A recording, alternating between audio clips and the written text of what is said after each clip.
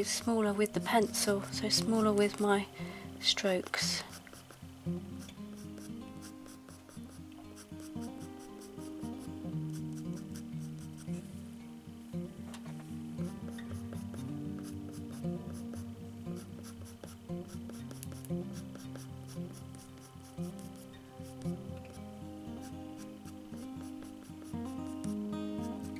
Got to be careful not to contaminate the white area with the chestnut browns, and also when I'm pulling the white out over the top of the chestnut brown, careful not to drag the chestnut brown back into the white. So every time you do a stroke, you do need to check your pencil, check that you haven't caused any contamination.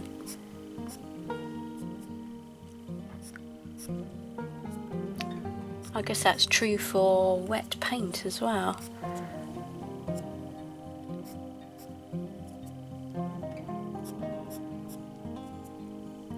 So when I first started doing animal hair and fur, I did struggle with the fur direction and getting it to actually look like fur, and I would just end up doing everything very neatly and uniform, so all the hairs lined up in a nice little row.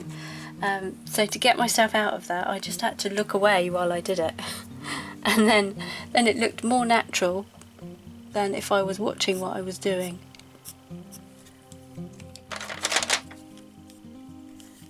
Add some white over the top of these now.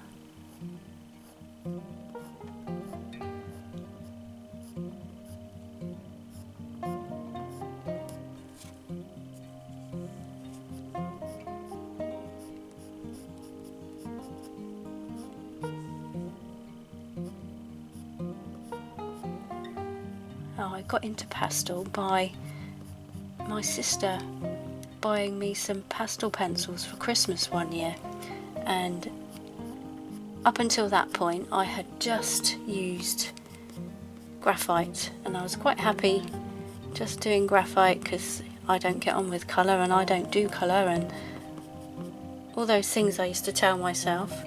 And then she gave me 6 pastel pencils and she said, "Oh, I thought you could colour them in," which I burst out laughing. And so tongue-in-cheek I grabbed a sketchbook and coloured one in, and she said, "Oh, I like that." It really wasn't that great, but my sister is easily impressed because she can't draw, and she would say she hasn't got an artistic bone in her body, but I think she has. Anyway, so I did it, and then I did another one, and then I thought, I showed her and she said, "Wow, that's amazing," and I thought, well, I know it's not, but it's really nice to get someone to say wow about your work. So I thought, okay, well, I'll have another go. And I had another go and another go and another go, and then I was hooked, and then wow, that was it. I was just off and couldn't stop and couldn't put the pastels down, and I don't think I have since. I think I might have done it, had a pastel in my hand nearly every single day since then. I think that was 2015, apart from last week when I had a paintbrush in my hand and it was, my hand nearly fell off because of the paintbrush.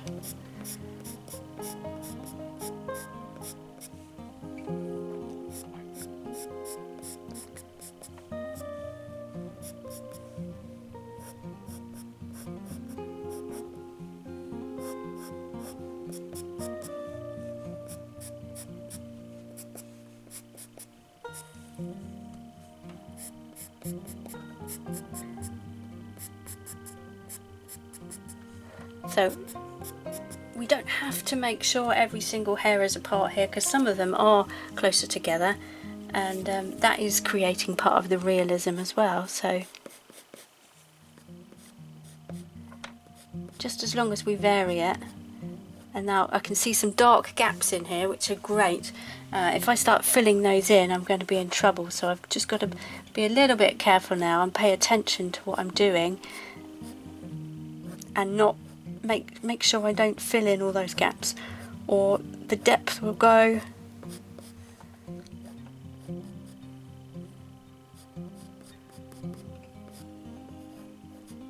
I'm just making sure I go over the top of dark sections and leave the rest.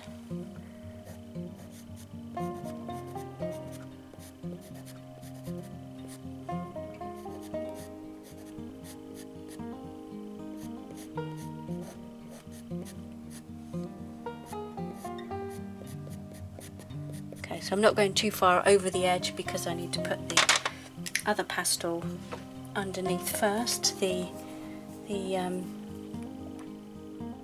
These red rusty brown colours, chestnut browns.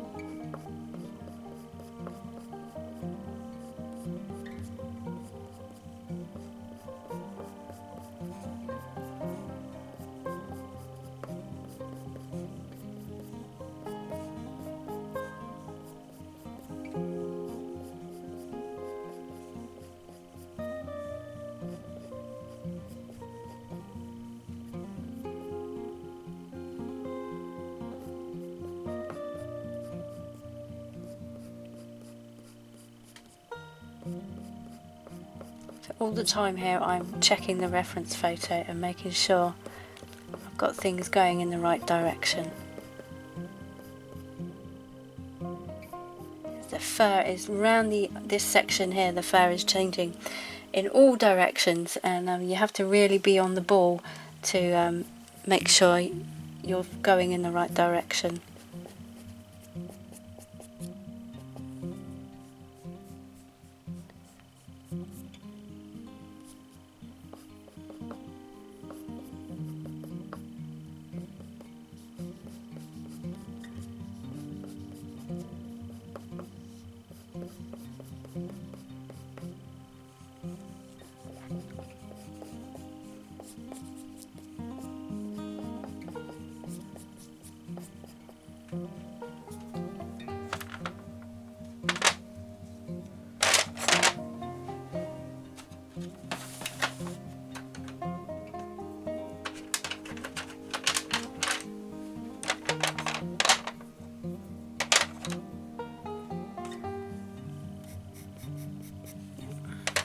Just checking my colours there.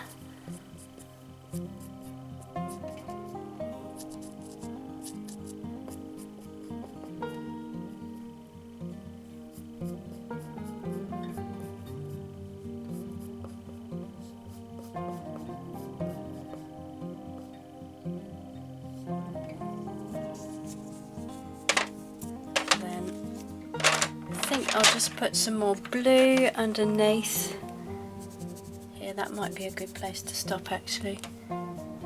Just spread some of this blue about.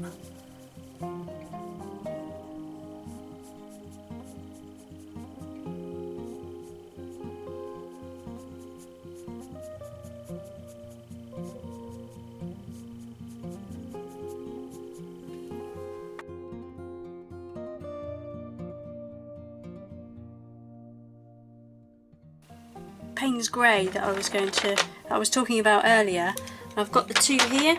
So this is Payne's Grey from Faber-Castell, and this is Payne's Grey from Carbothello. And you can see that this one is more of a purpley grey, and this one is more of a bluish grey. You probably can't even see it's bluish, but when it's on the paper you can see blue. And this one's purple, which is really really nice, really good, useful colour, especially in this fur. We can go in between here and make it darker in between the chestnut colour if we want to. Right, I'm just going to add a bit more of that on.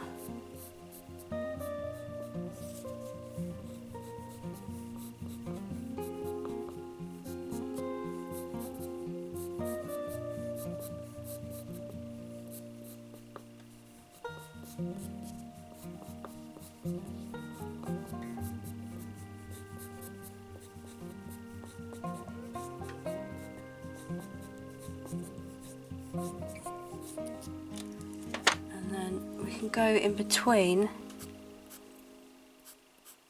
So we're making this darker, and I'm not really worrying about whether I go over the top of the chestnut or not. I'm just making darker sections in here, and then we create the depth.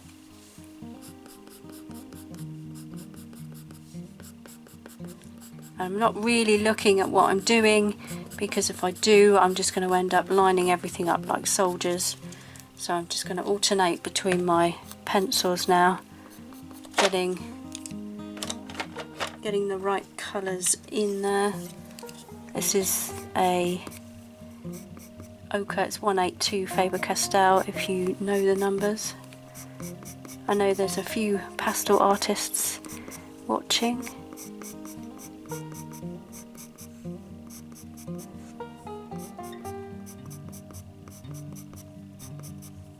So really quite random. I think if you've got glasses, this is a good opportunity to take them off, because for me it helps me stay random, and if I look too closely I'll end up getting everything nice and neat and it looking totally wrong. So just come down here. So you've got lots of different layers, different thicknesses, different lengths, and they all work together to build up a good thick layer of fur.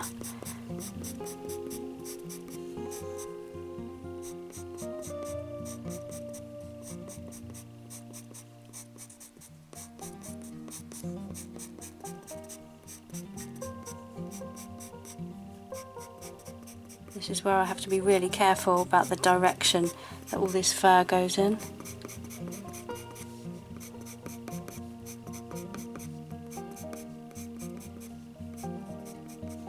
As it starts changing direction, some comes down here now.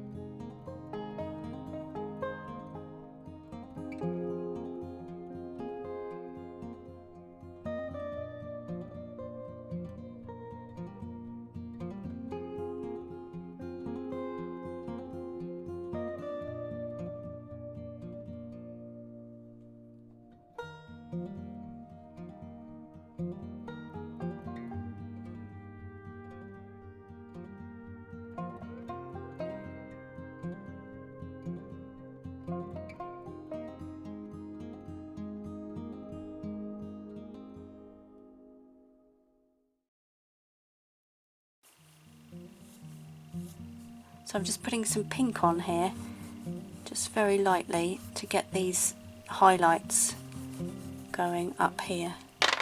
I'll just rub that in.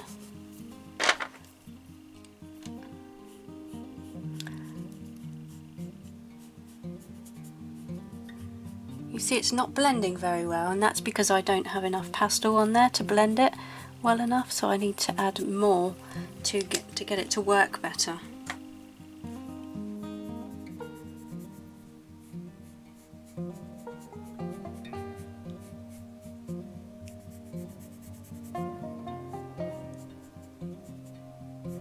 I'm just using it, rubbing it on there and using the soft tool to get a nice thin layer on top.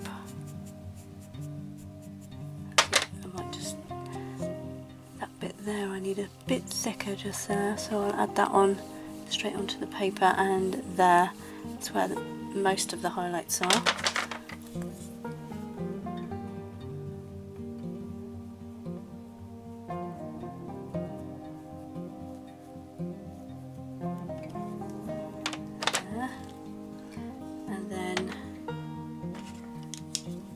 This lighter brown, I'm just going to bring that across now, because we need to start making this section the highlight.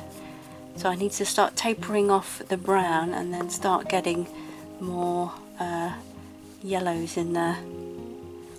But I still need to have this colour in here, otherwise it's not going to look right at all.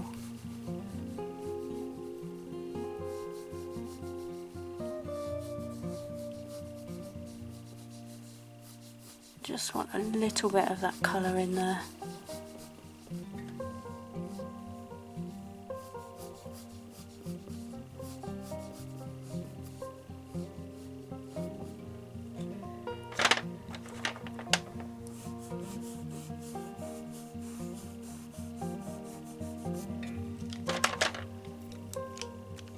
Then colour, this is the colour that I used over here to build up, and now I'm going to bring it over here, start adding some, but not so much, and then start making it lighter.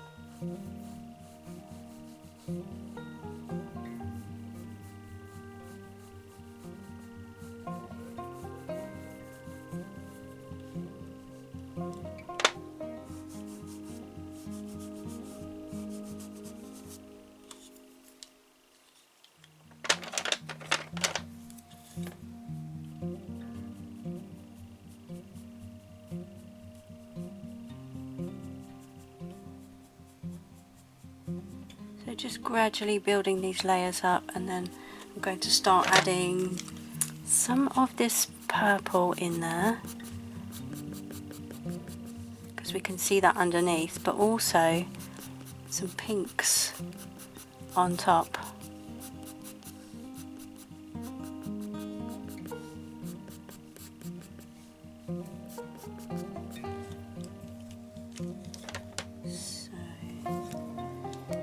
One first, but just gradually getting lighter and thinner, just blending in. See, I've got a line across there now. I really don't want that, so I need to go back and get some of the darker colours, make that blend across better.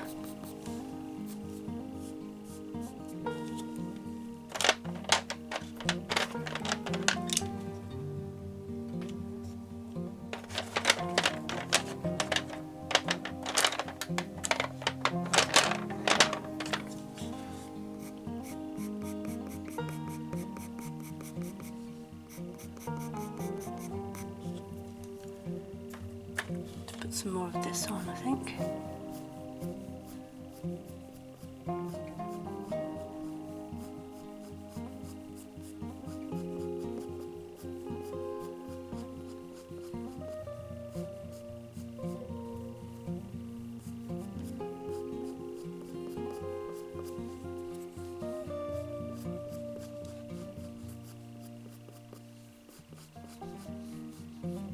So if anybody's interested in soft pastel, I have got a soft pastel guide for beginners. If anybody wants me to email that to them, I can. Just email me and I'll send it back. And lots of information for just starting out, what to use, what to buy, because I know when you start a new medium it's a minefield, isn't it? So many different brands to buy. You don't know what's the same, you don't know what's good, you don't know if it's any good. And a lot of brands out there are actually the same, they're just different, they're just branded differently, they're made by the same company even. So it's very confusing. There's a whole range of student pastels that are very, very similar, so it doesn't really matter what you buy. But then when you go up into the more expensive brands, it really depends on your own personal tastes as to what's best. When I started with looking at the more expensive brands,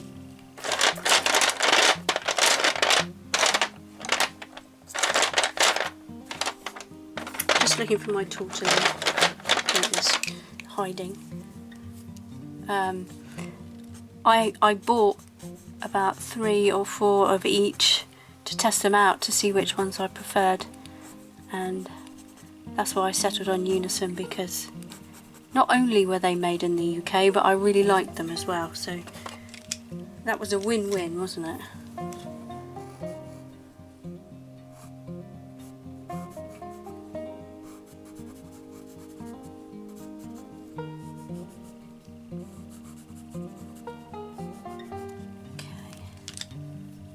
Get in there with that highlight.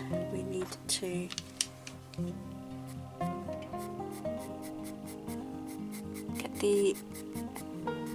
get it working all the way across now.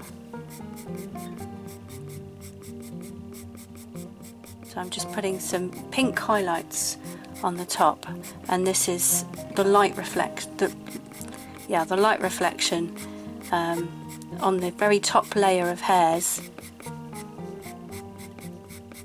And this is a skin colour, which is, it's a Faber-Castell 132, and it's a really lovely skin colour, and again really great in horses.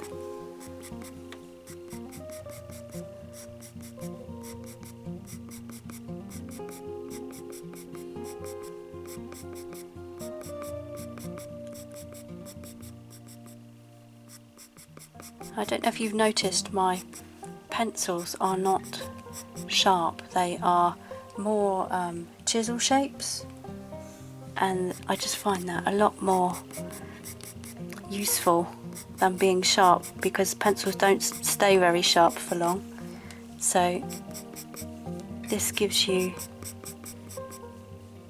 a nice strong sharp edge.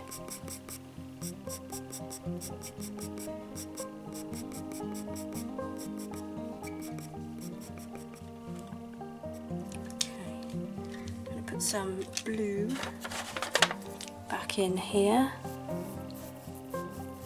just a very light coverage of blue.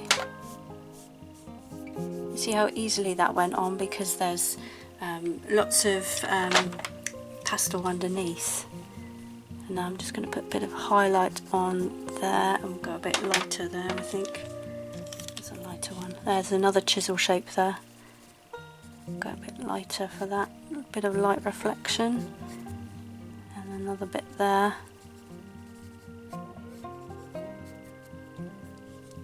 And then we've got some hairs all the way across the top here. That's not light enough.